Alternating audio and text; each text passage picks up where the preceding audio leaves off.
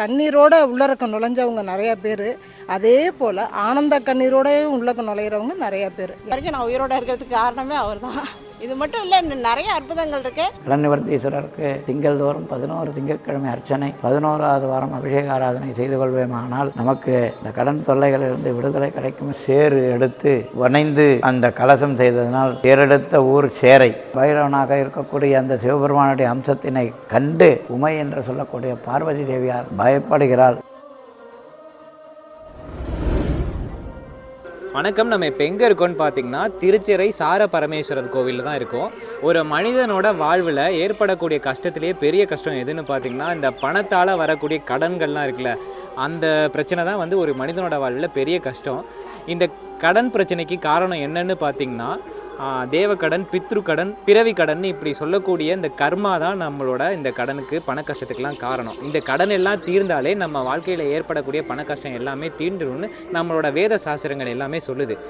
அப்படி இந்த கடன்களையும் இந்த பிறவி கடனையும் தீர்க்கக்கூடிய கோவில் இந்த ஊரில் அமைந்திருக்கு. இந்த கோவிலுக்கு நம்ம தொடர்ந்து 11 திங்கட்கிழமை இந்த சுவாமியை வழிபட்டோம்னா எப்படிப்பட்ட கடன் பிரச்சனையாக இருந்தாலும் தீர்ந்துடும்னு இந்த ஊருக்கு வரக்கூடிய மக்கள்லாம் சொல்கிறாங்க. அது மட்டும் இல்லாமல் இந்த கோவிலில் இருக்கக்கூடிய பைரவருக்கு ஒரு தனி சிறப்பும் இருக்குது.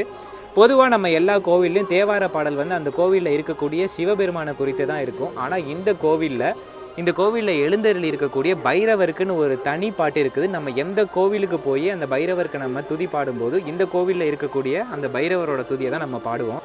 நிறைய பேருக்கு இந்த பாடல் தெரிஞ்சிருக்கும். எல்லா கோவிலோட சுவர்கள்லையும் இந்த பாடலை எழுதியிருப்பாங்க. விரித்த பல்கதிர் கொல் சூலம் வெடிப்படு தமருகம் கை தரித்ததோர் கோல கால பைரவனாகி வேல முறித்த உமை அஞ்ச கண்டு ஒன் திருமணிவாய் வில்லச் சிரித்தார் சேரை சென்னரி செல்வனாரே. அந்த பாடலோட அர்த்தத்தில் குறிப்பிட்ட சேரை சென்னரி செல்வனாருங்கிறது இந்த கோவிலில் எழுந்தருளி இருக்கக்கூடிய பைரவரை தான் அப்பர் பெருமான் பாடி பெருமைப்படுத்தியிருக்காரு. அப்படி சிறப்பு வாய்ந்த கோவிலை பற்றின தகவலை தான் நம்ம இந்த காணொலியில் நம்ம முழுசாக பார்க்க போகிறோம். அரகர நம பார்வதி பதயே அரகர மகாதேவா. தென்னாடுடைய சிவனே போற்றி, எந்நாட்டவர்க்கும் இறைவா போற்றி. எல்லாம் வல்ல நமது பாரத தேசத்திலே சோழ பலநாடு என்று அழைக்கப்படுகிற இந்த தஞ்சை மாவட்டத்திலே நிறைய பாடல் பெற்ற க்ஷேத்திரங்கள் அமையப்பட்டுள்ளது. காவிரிக்கு தென்கரையிலே அமையப்பட்ட 92வது பாடல் ஸ்தலமாக நமது ஆலயம் தஞ்சை மாவட்டம் கும்பகோணம் வட்டம் திருச்சேரை கிராமம் அருள்மிகு ஞானாம்பிகா சமேத சாரபரமேஸ்வரர் சென்னரியப்பர் ஆலயம் அமையப்பட்டுள்ளது. இவ்வாலயத்தினுடைய முகப்பினிலே ராஜகோபுரத்தை கடந்து வந்தோமேயானால் பலிபீடம், நந்திகேஸ்வரர் மற்றும் துவஜஸ்தம்பத்தை வணங்கி நேராக உள்ளே அருள்மிகு சாரபரமேஸ்வரர் என்று சொல்லக்கூடிய சென்னரியப்ப சுவாமியை வணங்கி, அந்த சென்னரியப்பர் என்பவர் சாரபரமேஸ்வரர் சாரம் என்று அர்த்தம். சமஸ்கிருதத்தில் சாரம் என்றால் சாராம்சம் என்று தமிழில் சொல்வார்கள். அப்ஸ்ட்ராக்ட் என்ற பொருள்படும். அதே போல் ஒரு மகாமகத்தினுடைய அந்த வரலாற்றுடன் புராணங்களுடன் ஒட்டி வரக்கூடிய நிறைய சிவாலயங்கள் கும்பகோணத்தை சுற்றி அமையப்பட்டுள்ளது. குடத்தினுடைய வாயில் விழுந்த இடம் குடவாயில் என்றும், கும்பகோணம் இருந்த இடம் கும்பகோணம் என்றும், இப்படி ஒரு காரணப்பெயராக அமையப்பட்ட ஆலயத்தில் அந்த மகாமகத்தில் பிரம்மா ஒரு பெரிய கலயம் செய்து அதில் உயிர் விதைகளை வைத்து யாகங்களை வளர்த்து பாதுகாத்து பிரளயம் ஏற்பட்டு அந்த பிரளய காலத்தில் அந்த கடமாகப்பட்டது மிதந்து வரும் வேளையிலே ஈஸ்வரன் கிராதமூர்த்தியாக பானபுரீஸ்வரர் என்ற பானத்தை எய்ததனாலே இந்த பானபுரீஸ்வரர் என்றும் அடையாளம் காணப்பட்டிருக்கிறது. அதுபோல் சேறு எடுத்து வணைந்து அந்த கலசம் செய்ததனால் சேரெடுத்த ஊர் சேரை என்று அழைக்கப்படுகிறது. அது இறைவனுடைய பெயரை இணைத்து திருச்சேரை என்று வழங்குவது வழக்கம். அந்த திருச்சேரையினிலே பஞ்சக்ஷார க்ஷேத்திரங்கள் என்பார்கள். பெருமாள் சாரநாத பெருமாள், தாயார் சாரநாயகி தாயார், விமானம் சார விமானம், தீர்த்தம் சார புஷ்கரணி, சிவன் சார பரமேஸ்வரர் என்று ஈசான்ய பாகத்திலே இந்த சாரபரமேஸ்வரர் அமையப்பட்டுள்ளார். சேரை சென்னரி செல்வனாரே என்று பதிகங்களிலே குறிப்பிடப்பட்டிருக்கிறார்கள். திருநாவுக்கரசர், திரு ஞான சம்பந்தர் ஆகியோரால் பதிகம் பாடப்பட்டது.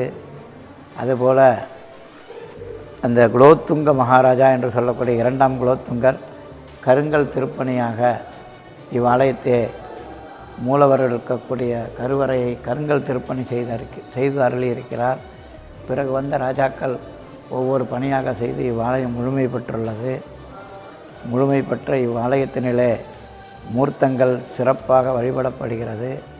வயல் மட்டத்திற்கு சமமாக இருப்பதனாலே சேறு மட்டத்திற்கு சமமாக இறைவன் இருப்பார்.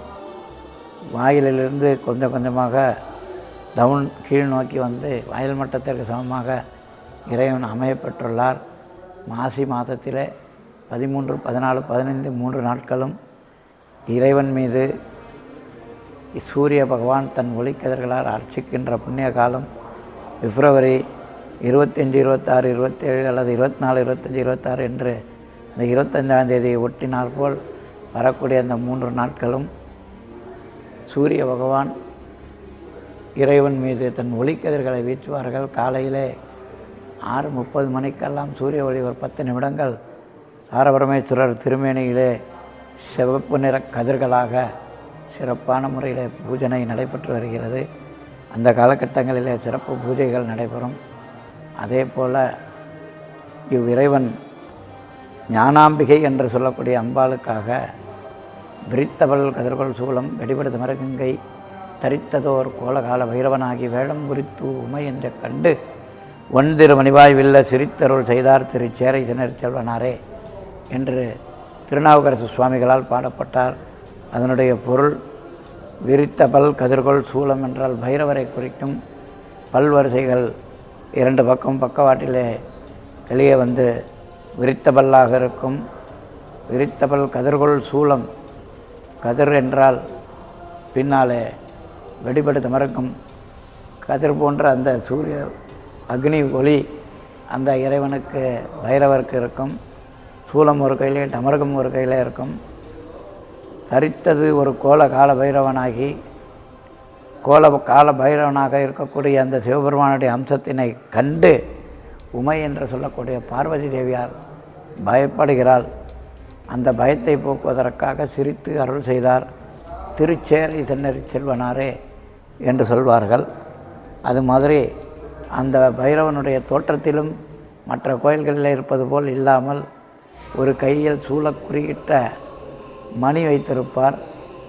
வித்தியாசமாக மற்றபடி டமருகம் பாசத்திற்கு பதிலாக சூழக் குறியிட்ட மணி, கபாலம் மற்றும் மற்ற எல்லா பைரவர் போல் அனைத்து கரங்களிலும் ஏந்திய பைரவ சுரூபமாக இங்கு திருநாவுக்கரசர் சுவாமிகளுக்கும் காட்சி அளித்திருக்கிறார்கள். அதனால்தான் இந்த விரித்தபல் கதிர்கள் சூலம் என்று பைரவ நாமத்தை குறிக்கக்கூடிய பாடல் எங்கு சிவ வழிபாடு நடைபெற்றாலும் பைரவர் தேவாரம் என்றால் இந்த இறைவனுடைய பாடலை பாடுவது தான் மரபு. அவ்வளோ சிறப்பு வாய்ந்த அந்த பைரவருக்கு அஷ்டமி திதிகளிலே வடமாலை சார்த்தி சகசிரநாமார்ச்சனையுடன் தயிர்பல்லையம் போட்டு வழிபட்டேமானால் சனிதோஷ நிவர்த்தி, வழக்கு விவகாரங்களில் வெற்றி கிடைக்கும் என்பது நிச்சயம். இன்றைய காலகட்டத்திலே 8 அஷ்டமிக்கு அர்ச்சனை செய்து 9வது அஷ்டமிக்கு இந்த வடமாலை சாற்றி அபிஷேக ஆராதனைகள் நடைபெற்று வருகிறது. அதே போல் ஞானாம்பிகை அம்பாளுக்கு ஞானத்தை அருள வல்லவள். இவ்வாலயத்தினுடைய இச்சா கிரியா ஞானசக்தி என்று சொல்லக்கூடிய அம்சமாக விளங்கக்கூடிய தெய்வங்கள் இருக்கும் இந்த ஞானாம்பிகையை பௌர்ணமி திதிகளே சிறப்பு வழிபாடுகள் அபிஷேக ஆராதனைகள் செய்து வழிபட்டேமானால் ஞான விருத்தியாகும். ஜூரகர லிங்கேஸ்வரர் என்று சொல்லக்கூடிய லிங்கம் இருக்கிறார். கோஷ்ட விநாயகர், சந்திரசேகரர், நடராஜர், தட்சிணாமூர்த்தி என்று சுவாமியினுடைய கோஷ்டம் என்று சொன்னால் அந்த கருவறை கட்டின் வெளிப்பக்கம் அமையப்பட்டிருக்கக்கூடிய அந்த மாடம், அந்த மாடத்தில் இந்த தெய்வங்கள் எல்லாம் அமையப்பட்டுள்ளது. ஸ்தல விநாயகர் அமையப்பட்டுள்ளார். ஸ்தல விநாயகரை வணங்கி மார்க்கண்டேயர் அபிராமியை வணங்கி முக்கிய சன்னதியான கடன் நிவர்த்தீஸ்வரருக்கு வழிபாடு செய்ய வந்து வணங்கலாம். கடன் நிவர்த்தீஸ்வரர் சன்னதி பக்கவாட்டிலே சப்தம் கன்னிகளும் குருநகர கணபதியும் அமையப்பட்டுள்ளார்கள். கடன் நிவர்த்தீஸ்வரருக்கு திங்கள்தோறும் 11 திங்கட்கிழமை அர்ச்சனை, 11வது வாரம் அபிஷேக ஆராதனை செய்து கொள்வேமானால் நமக்கு இந்த கடன் தொல்லைகளிலிருந்து விடுதலை கிடைக்கும் என்பது ஐதீகம். லட்சோப லட்சம் அன்பர்கள் திங்கள்தோறும் வந்து நம்முடைய இறைவனை அனுக்கிரகத்தை பெற்று செல்கிறார்கள். இதுபோல் வெள்ளிக்கிழமை தோறும் இதே கடன் நிவர்த்தீஸ்வரர் யாகஸ்தாலையிலே ஸ்தாபிக்கப்பட்டு ருணகர யக்ஞம் என்று சொல்லக்கூடிய யாகம் நடைபெற்று வரக்கூடிய அன்பர்களுக்கு இந்த மார்க்கண்டேயர் இந்த இறைவனுக்கு கீழே பதிக்கப்பட்ட யந்திரம் போல ஒரு யந்திரம் எழுதி அவரவர்கள் இல்லத்தின் பூஜைகளுக்கு வழங்கப்படுகிறது. அதுவும் இங்கு சிறப்பு வழிபாடாக நடைபெற்று வருகிறது. மற்றபடி துர்க்கை அம்மன்கள் 3 துர்க்கை அம்மன்கள் இடம்பெற்றிருக்கிறார்கள். 2 சண்டிகேஸ்வரர்கள். வெள்ளிக்கிழமைகளே ராவு காலத்தில் துர்க்கைக்கு அபிஷேக ஆராதனை செய்து கொள்வது விசேஷம். மற்றும் பைரவர் விசேஷம். மற்றும் மார்க்கண்டேயர் அபிராமியை நம்மளுடைய 60, 59 உக்ரரத பீமரத ருத்ரரத சாந்திகளை இங்கு செய்து கொள்ளலாம் என்பதை தெரிவித்து இவ்வாலய இறைவனுக்கு தாரித்ரிய தகன சிவசோஸ்திரம் என்று சொல்லக்கூடிய அந்த வசிஷ்ட கிருதம் வசிஷ்டரால் எழுதப்பட்ட விஸ்வேஸ்வராக என்று ஆரம்பிக்கக்கூடிய அந்த அஷ்டகத்தை சமர்ப்பணம் செய்து ஒவ்வொரு அர்ச்சனையிலும் வழங்கப்படுகிறது.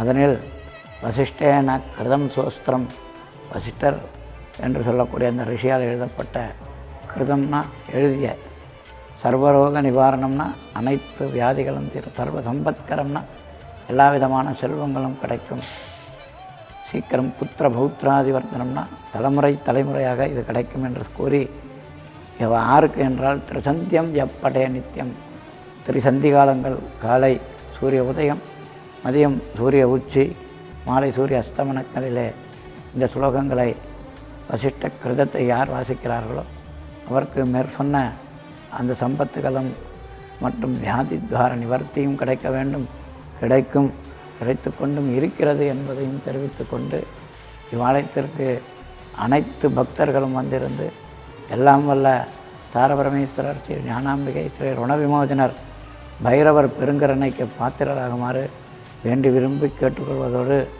இந்த யூடியூப் சேனல் உங்கள் விக்கி யூடியூப் சேனலிலே காணக்கூடிய அனைத்து அன்பர்களுக்கும் வாழ்த்துக்களை தெரிவித்து கொண்டு இந்த உங்கள் விக்கி யூடியூப் சேனல் மேலும் வளர வேண்டும். அதுபோல் இதை கண்டு இவ்வாலயத்திற்கு வரக்கூடிய பக்தர்கள் தங்களுடைய பிரார்த்தனை நிறைவேற வேண்டும் என்பதை தெரிவித்துக் கொள்கிறோம். நான் தஞ்சாவூர்லேருந்து வர்றேங்க. மூலவர் வந்து சார பரமேஸ்வரர், ரெனோமேஸ்வரர் லிங்கேஸ்வரர். முற்பிறவி கடன்கள், இப்பிறவி கடன்கள் அதெல்லாம் வந்து நிவர்த்தியாகிற ஸ்தலம் இது. இது வந்து 11 வாரம் வந்து இந்த திங்கட்கிழமையில் 11 வாரம் வந்து இந்த சார பரமேஸ்வரர் ரெனோமேஸ்வரர் லிங்கேஸ்வரர்கிட்ட வந்து நம்ம ஒரு கோரிக்கையை வச்சுட்டு 11 வாரம் வரைக்கும் திங்கட்கிழமை அபிஷேகம், காலையில் ஒரு அபிஷேகம் 4:30 மணிலேருந்து 7:30 மணி வரைக்கும் ஒரு அபிஷேகம் நடக்கும். அதுக்கப்புறம் 12 மணிக்கு ஒரு அபிஷேகம் 2:30 மணி வரைக்கும் நடக்கும். இது திங்கட்கிழமை மிக முக்கியமான ஒரு நாட்கள். அது இந்த நாட்களில் பார்த்திங்கன்னா எந்தெந்த ஊர்லேருந்தே வட மாநிலத்துக்காரர்கள் மேற்கொண்டு இங்கே வந்து வர்றாங்க. கர்நாடகா, கேரளா, ஆந்திரா, கோயம்புத்தூர் இப்படி எண்ணற்ற ஊர்கள்லேருந்து இவருடைய புகழை வந்து தெரிஞ்சுக்கிட்டு எல்லாரும் வந்து இந்த ஸ்தலத்தை வந்து வழிபடுறாங்க. அதுலேருந்து நீங்கள் தெரிஞ்சுக்கலாம் எப்படி இந்த கோயிலுடைய சிறப்பம்சம் என்ன அப்படின்னாக்கா 11 திங்கட்கிழமை இந்த கோயிலுக்கு வந்து வருவாங்க. கடன் நிவர்த்தி ஆகணும் அப்படிங்கிற ஒரு கோரிக்கையை வந்து அவர்கிட்ட முன் வைத்துட்டு வாரம் வந்து அவருக்கு வந்து அவருடைய அபிஷேகங்கள் வந்து பார்ப்பாங்க. 11வது வாரம் அவருடைய அந்த 11வது வாரம் நிறைவில் அந்த அபிஷேகத்தை கலந்துக்கிட்டு அதனால் பல நன்மைகள் வந்து கோடான கோடி பேர் வந்து நடத்தி இவர் வந்து செஞ்சுருக்கார். அந்த அற்புதங்கள் பல பேருக்கு நடத்தி கொடுத்துருக்காரு. அதனால தான் பிற மாநிலத்தவர்கள் கூட இந்த சன்னதிக்கு வந்து வழிபடுறாங்க. இன்னும் குறிப்பாக என்ன சொல்லணும்னா ரொம்ப முக்கியமான ஒரு விஷயம் என்ன சொல்லணும்னா எங்குமே இந்த மாதிரி ரெனோமேஸ்வரர் லிங்கேஸ்வரருக்கு அபிஷேகம் வந்து நடந்து யாருமே நீங்கள் சிவனுக்கு அபிஷேகம் பண்ணியிருக்காங்க. ஆனால் அந்த ஐயனுக்கு வந்து இப்படி ஒரு சிறப்பான அபிஷேகம் வந்து எங்குமே நீங்கள் எந்த ஊர்லேயும் நீங்கள் இந்த ஐயனுக்கு இப்படிப்பட்ட அபிஷேகம் பண்ணுறதை நீங்கள் பார்த்துருக்க முடியாது. அப்படிப்பட்ட சிறப்பான அபிஷேகங்கள் வந்து இவருக்கு வந்து நடக்கும். ரொம்ப முக்கியமான ஸ்தலம் தான். நான் திரும்ப சொல்கிற மாதிரி இருக்குது. நான் இதில் வந்து கண்ணீரோடு உள்ளறக்க நுழைஞ்சவங்க நிறையா பேர், அதே போல் ஆனந்த கண்ணீரோடையும் உள்ளக்க நுழையிறவங்க நிறையா பேர். எல்லாருக்கும் எல்லாமும் நல்லதே நடக்கும். ஓம் நம சிவாய். நான் இந்த கோவிலுக்கு ஒரு 4 வாரமாக வந்துட்டுருக்கேன். இந்த சுவாமி பேர் ருண விமோச்சகர். ரிண விமோச்சகன்னு சொல்கிறோம். இந்த பிறவி கடன்லேருந்து மற்ற கடன்களை நம்ம எத்தனை பிறவிகள் செய்தோமோ அத்தனை கடன்களையும் தீர்க்கறதுக்கு இந்த கடவுளை நம்ம வணங்கலாம். இங்கே 4 வாரமாக வரும். பக்தர்கள் நிறைய பேர் வந்து பார்த்துட்டு தான் இருக்காங்க. ரொம்ப பிரசித்தமான கோவில், பழங்காலத்து கோவில், நல்ல சிறப்பாக நடைபெற்றுட்ருக்கு. பிரதோஷ காலங்களில் சிறப்பாக பூஜைகள் நடக்கும். திங்கட்கிழமை ரொம்ப விசேஷமாக நிறைய பேரோட வேண்டுதல்லாம் நிறைவேற்றப்பட்டிருக்கனால இங்கே மக்கள் நிறைய வந்து இங்கே பகவானை சேவிச்சுட்டு போயிட்டுருக்காங்க. ரொம்ப விசேஷமான கோவில். இங்கே எல்லாருமே ஒரு நாள் வந்து இந்த கடவுளை சேவிக்கலாம். கரவலக்கரை மேலையூர்லேருந்து வரேன், மயிலாடுதுறை பக்கம். ஆனால் நான் முன்னாடி வந்து 10 வாரம் வந்துட்டு போனால் எனக்கு கடன் நிமிர்த்தன ஆச்சு. இப்போ திரும்பியும் ஒரு கடனில் 10 வருஷத்துக்கு பிறகு மாட்டிட்டேன். அதனால் இப்போ 4 வாரமாக வந்துக்கிட்டு இருக்கேன். இந்த கடன் அடைச்சி கண்டிப்பாக கொடுப்பாருங்கிற நம்பிக்கையோடு இந்த கோயிலுக்கு வந்துக்கிட்டு இருக்கேன். அடைச்சும் கொடுத்து எனக்கு காவந்து பண்ணி விட்டார்.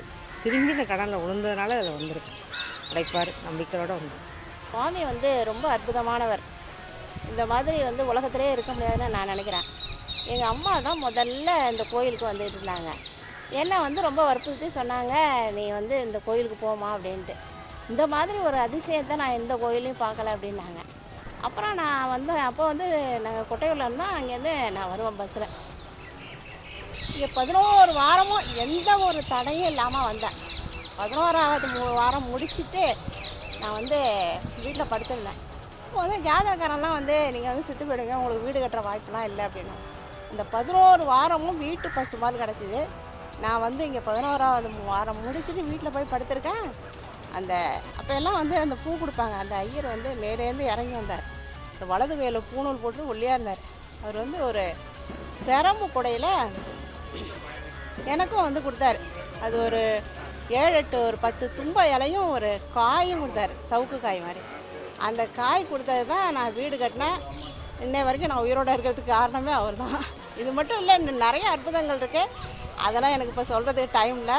ரொம்ப ரொம்ப அற்புதங்கள்லாம் இருக்குது. நீங்கள் நம்பவே முடியாது. அந்த மாதிரி அற்புதங்கள்லாம் நிகழ்த்தினவர் இவர். இந்த சுவாமியை நம்பினவங்க என்றைக்குமே கைவிட பண்ணுறாங்க. இவருடைய அற்புதங்களை சொல்ல முடியாது, அனுபவித்து பாருங்கள்.